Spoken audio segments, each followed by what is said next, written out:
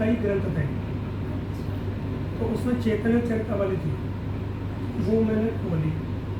वह उसमें बहुत अच्छे ढंग से उन्होंने लिखा और चैतन्य महाप्रभु के प्रति जो एक मतलब भाव सा जागा, तो वो ऐसे मुँह पर महामंत्र करने लगा। फिर वहीं पर क्या है कि मेरे घर के मतलब जो अलमारी थी वहीं पर कौन सी पुस्तक मिली, प्रभुपाद जी की कृष्ण की ओर, अब पता नहीं कहाँ से आई, वो पढ़ी। अब उसके बाद क्या, उसको पढ़ने के बाद फिर जैसे क्या हुआ कि धीरे धीरे करके जो मेरे मित्र थे उनसे मेरा संबंध टूट गया। तो भगवान कैसे मोड़ते हैं कि जैसे मेरा था कि चलो अपने काम से आए, शाम को 6-7 बजे अपने नौकरी से आए, तो अपने मित्रों के साथ रात के 11 बजे तक मतलब जैसा लड़के लोग चौराहे पे खड़े रहना था। वो फिर कह रहे मेरे घर का नाम ही प्रभु है।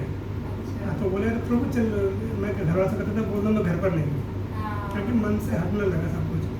फिर उसके करते करते एक बार पन्नी में कुछ बंदी चढ़ी कोई पुस्तक, तो मैं सोचा क्या है ये, मेरे बड़े भाई हैं वो कहीं से लाए, तो देखा भगवद गीता यथार्थ इस्कॉन का, उसको पढ़ा। किसी ने बम जब फटता है तो क्या ही होता है, उसको पढ़ा ना। फिर अब क्योंकि मेरा एक जिज्ञासा बहुत करता था, तो घर से ही लिखा था, तो मैंने इस्कॉन जो मुंबई में लेटर लिखने शुरू करे कि भाई आपका सेंटर कहाँ है, मैं कैसे जुड़ सकता हूँ, क्या है। उनका दिल्ली में भी है, आप दिल्ली जाया करो।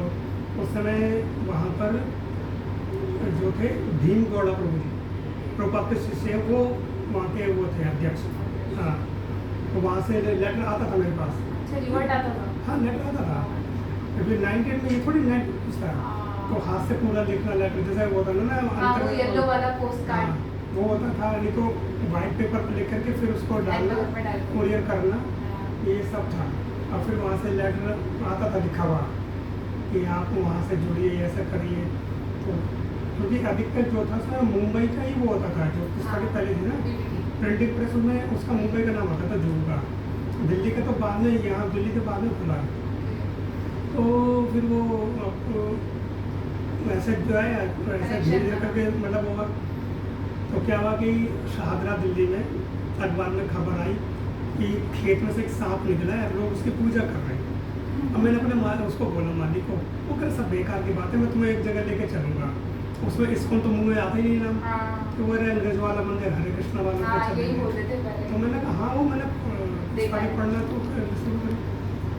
तो हमारे जहाँ मेरा घर है दिल्ली में लक्ष्मी नगर में, कड़का डूमा है उसके पास, तो वहाँ पर एक निर्माण विहार है और एक है राजधानी निकले लेफ्ट में, और सी ब्लॉक का मंदिर है। वहाँ पहले इन लोगों ने स्कूल में क्या था कि ये मंदिरों में जो सनातन मंदिर वहाँ प्रवचन करते थे लोग, अब तो नहीं करते, सब बंद कर दिया। तो वहाँ पर सी ब्लॉक में स्कूल का कार्यक्रम होता था, तो मेरे मालिक ने उसने कहा कि मंगलवार को होता सी ब्लॉक में, शनिवार को होता वहाँ, तो वहाँ जाया करो। पहली बार के तो मुझे मिली नहीं जगह, फिर दूसरे जैसे ही मैं वहाँ से घूमते आ रहा था, तो ऑटो में देखा कुछ स्कूल के भक्त जा रहे हैं, वो एकदम से गए, तो मोहन बाबू जी थे वो। तो अब मैं रोक नहीं पाया, तो मैं रोक नहीं पाया, वो चले गए प्रवचन करके। फिर मैं दूसरा अपना अगले मंगलवार को गया उसते तो वहाँ पर सी ब्लॉक में वहाँ से जुड़ा। फिर जब ये जो अब बोल रहे थे तो क्या हुआ, उन्होंने कहा कि चलो महाराज जी से मिलने चलेंगे, उनसे हम दीक्षा देंगे। अब मैंने कहा चलो। अब जब गए तो महाराज जी का कमरा था, तो महाराज जी अभी तक भी पहले से लेकर के वो सादे उसमें रहे। अब सोचिए एक कमरा है, एक कमरे में बीच में प्लाई लगी है, और 2 पार्टीशन कर दिया, इधर महाराज जी ने, इधर उनके भक्त लोग रह रहे हैं। और महाराज जी कभी मैंने पलंग पर देखा नहीं उनको सोते, वो जमीन पर मोड़ते गड्ढे पर सोए।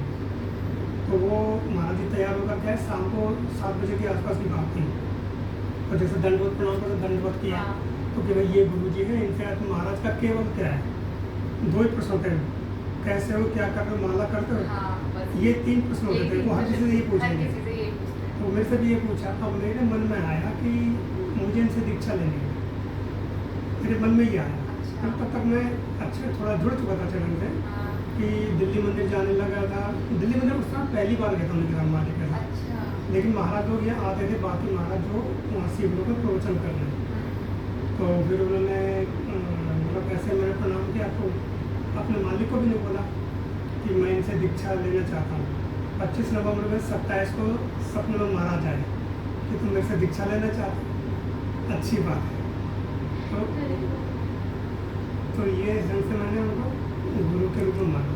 तो मैं कहने का मतलब ये है कि आप जो मेरा एक व्यक्तिगत है, क्योंकि मैं इसलिए बता रहा हूँ ना कि हमारे एक गुरु भाई थे वृंदावन में, ब्रह्मचारी तो मंदिर में रहते थे।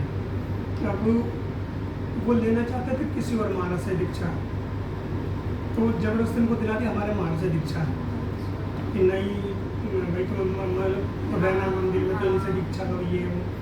अब उन्होंने दवा में तो ले ली, अब होता है कि बाहर जाकर के आप दीक्षा कैसे करो।